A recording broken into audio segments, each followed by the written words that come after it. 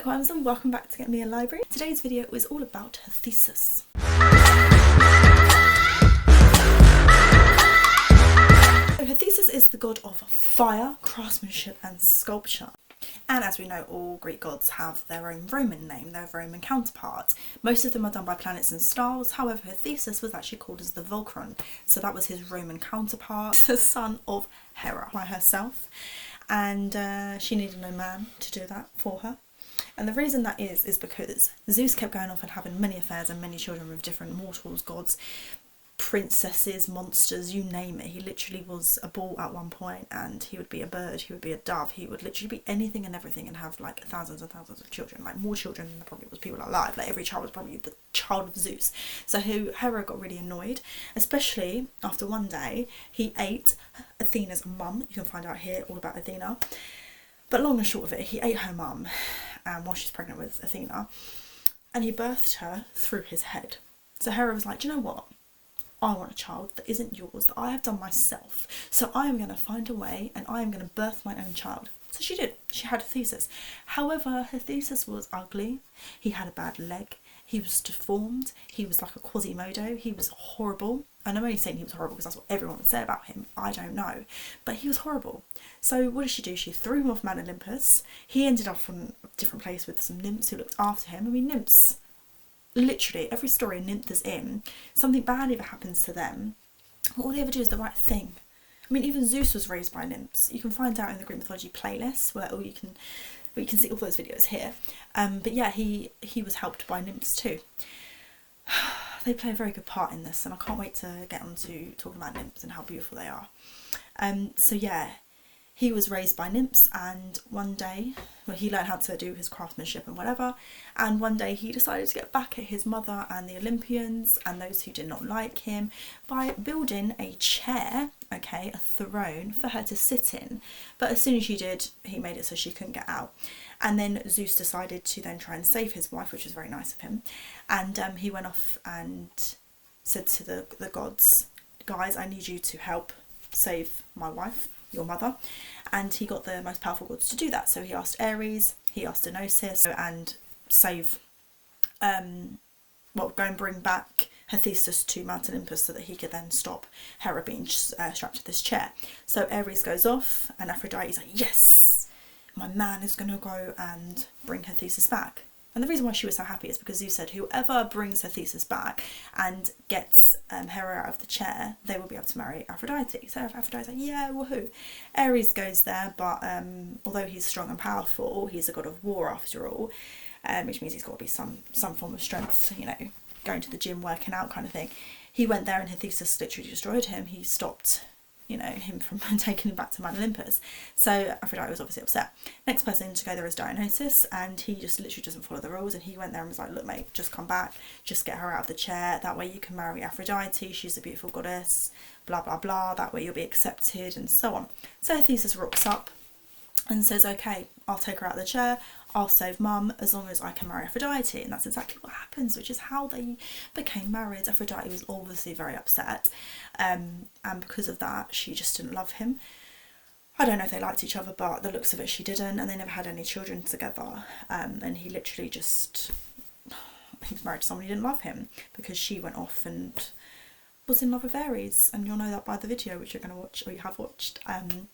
So yeah, that is literally how he started off and why he married Aphrodite. He's known for craftsmanship, he's known for welding things together and producing Zeus's thunderbolts. He played a very good part in the Trojan War by building stuff and creating things. He was very, very clever.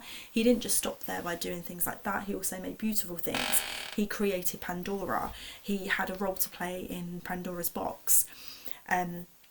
He literally was very, very clever and very smart. I mean, when you didn't have anyone else around you, have a hobby. So his hobby was being very clever and making things. He was literally very, very important to a lot of the Greeks and a lot of the stories that they have because of the things that he made.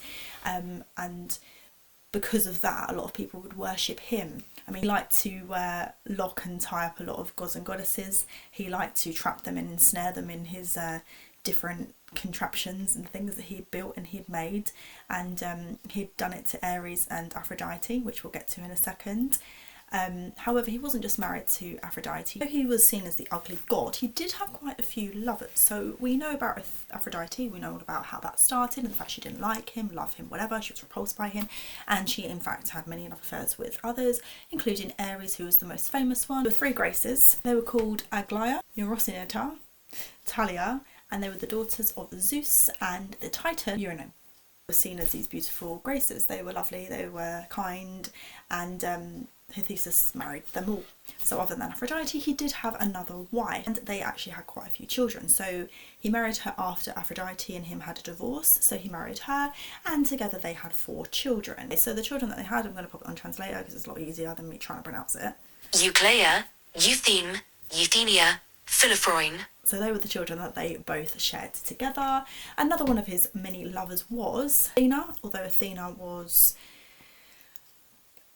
she was the virgin goddess, a virgin goddess, one of them, but in one of the stories and myths, Hephaestus tried it with her and she had to fight him off, and because of that threw him away from her and landed on Earth, Gaia, and together they created the child Erectonius, who was a warrior in the Thespian War, I believe, of Gaia, who technically wasn't a lover or anything, but because of what happened with Athena, she then sort of became a mother to his child. So in a way it was her child with him, even though Athena was the reason why, but Athena then took over and felt like she had an obligation to the child and raised him in her temple, so she technically had a child with him. And then we have Persephone, who wasn't actually a lover but someone who he had an interest in, so in order to kind of be part of the Olympians and stuff, there was not very many virgin goddesses who hadn't been with anyone who were available to marry. I mean, Hera was already married, Demeter had decided to be a virgin goddess, even though she had a child with Zeus, even though it wasn't her fault. Athena, and then we've got Artemis. There wasn't very many, but Persephone was one of them up there, although she ended up with Hades. Demeter was like, no, you're not marrying my child. Literally no, at all. Like, no. So that was someone who was seen as a lover, but or someone that he would have wanted, but he wasn't able to get because Hades came along and took her away. You can see the video in my playlist if you want to have a little look at Persephone and Hades. He did have a couple of other lovers that weren't gods and goddesses, so these ones were demigods or semi-gods, which were mainly nymphs. So the first nymph, Aetna, who was a goddess nymph of Mount Etna in southern Italy, and she was loved by the goddess Hephaestus, and she bore him a daughter called Talia. We have Cabirio, who is a sea nymph from the island of Limus, which is in Greece. She was loved by Hephaestus, who bore him several sons and daughters, and they were called the Cabiridius nymphs. And finally we have 3 mortal women. So we have Atniclea, who was from southern Greece, who bore him a son. We have a princess as well, Princess Atilicia, who bore him as well another son. And then we have a princess of Rome as well, who was loved by him, and her name is Orcreacia, who had a son with him as well. So he did have quite a few lovers, considering he was one of the ugly gods. But, you know, who am I to say? I wasn't there. I don't actually know if he was an ugly god or not. His literary Hephaestus, although he married the most beautiful goddess, she didn't want to marry him. She had many love affairs with Ares, which resulted in him being very unhappy because of how unfaithful she was. Therefore they had a divorce, and he later on went to marry one of the Graces. He tried to do something bad to Athena, which resulted in Athena, Gaia having a child. He did have a couple of mortal lovers and a couple of nymphs, so he did have quite a lot of children, considering he didn't have any with Aphrodite. So yeah, it wasn't that there was a problem with him and Aphrodite having children, they just didn't because she didn't want to. So one of the funny stories that I actually have of Hephaestus, which is how we're going to end the video, it's one of the best known stories, it involves him, Ares and Aphrodite and Hellas, who was the god of the sun. So I'm going to tell the story where you can feel sorry for Hephaestus, because it's probably the one time out of all the stories that I've heard where I do feel sorry for him, other than being thrown off Mount Olympus, which is a very Spartan thing to do. Okay, so Aphrodite and Ares, as we know, had a secret love affair. One day they were in the bed that Hephaestus and Aphrodite shared, and Hellas, who was minding his own business, looking through windows, taking the sun across the sky, he saw what was going on, went straight off to Hephaestus, who was in his forge mounting those thunderbolts ready for Zeus. He turns around and says to him what he had seen. So Hephaestus gets very, very angry. He's fuming. It's not just the fact that it's happened, it's the fact that Helios has seen it, it's in their bed, like he's fuming at this point. So he decides to create a trap, because as we know, he's very good at ensnaring gods and goddesses with his traps. So he creates a trap on the bed with chains that are invisible, and they're very strong and powerful, which can hold gods and goddesses. So Aphrodite and Ares are there like, oh, Theseus is not home, let's go to the room. So they're there in the room doing what they're doing, and all of a sudden these chains appear out of nowhere, hold them both down in these weird positions, and Theseus then is alerted by Hellas, who again is minding his own business, looking through windows, taking the sun across the sky in his golden chariot. He then goes and tells Theseus, and Theseus is all happy. He's like, yes, finally I've ensnared them in my trap. He takes himself off to Mount Olympus, gets all the gods and goddesses, takes them over to the house and goes, look guys, and they all get to see them and completely hysterically laugh at them. Finally he frees them, because Poseidon turns around and says, hey mate, just free them. Or bit of a persuasion there, maybe offered him a dolphin, I don't know. So then he basically frees them and they run off to their islands upset and embarrassed as to what happened, and I would assume that not long after that they divorced. So that's the funny story. We do feel a little bit sorry for Hephaestus. It wasn't nice, I mean, no one wants that to happen to them, but at the same time he did do that, you know, taking her out of the chair and keeping her safe and whatnot, and stopping her from being trapped by his own contraption, because he wanted to marry Aphrodite. So yeah, that's Hephaestus all done and dusted. I hope you enjoyed the video, and let me know down below what you think about him. Obviously there's a little bit more detail with certain things, but that's just a summary of him. It looks like he had a lot of children and a lot of lovers. He didn't have the worst life ever, but he's definitely not one of my favourite gods. I did really enjoy when I went to Athens and I saw his temple, because it's one of the temples that is actually still partly intact. A lot of them throughout wars and stuff have been destroyed, but it seemed to be one of the best ones that was intact.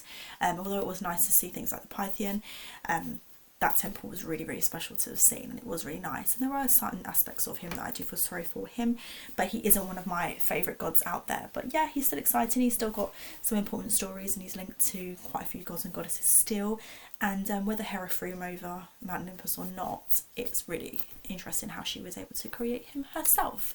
So yeah, let me know down below if you liked him, if you didn't like him, and if there's any gods and goddesses you want me to bump up the ride and do some videos of before I get to them, because I've got my list at the moment, and Ares is next, so keep an eye out for that one, because he follows on with these three at the moment, or these two.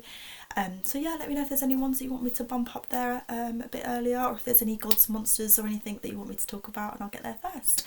I'll see you guys soon. Bye.